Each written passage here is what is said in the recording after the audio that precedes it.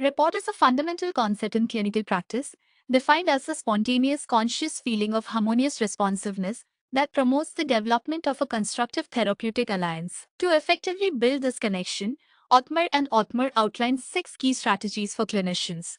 The first strategy is putting both the patient and the interviewer at ease by creating an environment where everyone feels comfortable enough for a detailed exchange of information. The second strategy is finding the patient's pain and expressing compassion. This involves identifying the source of their suffering and responding with genuine care and understanding. The third is evaluating the patient's insight and becoming an ally, where the clinician assesses how the patient understands their condition and forms a collaborative working alliance to address their problems. The fourth strategy focuses on showing expertise, demonstrating clinical knowledge and skill to instill confidence in the patient.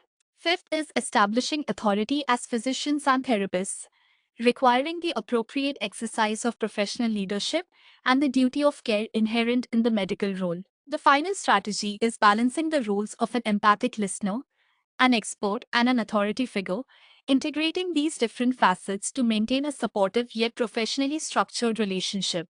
It is also crucial to distinguish rapport from empathy, though they are often used interchangeably. Empathy is the intellectual and emotional awareness and understanding of another person's state of mind, involving the projection of oneself into their frame of reference. Rapport, on the other hand, is the resulting feeling of mutual responsiveness and accord that arises from that empathic connection, contributing to the overall therapeutic process. Ultimately, all of these concepts point back to a profound truth articulated by Francis Peabody, who said that the secret of the care of the patient is in caring for the patient.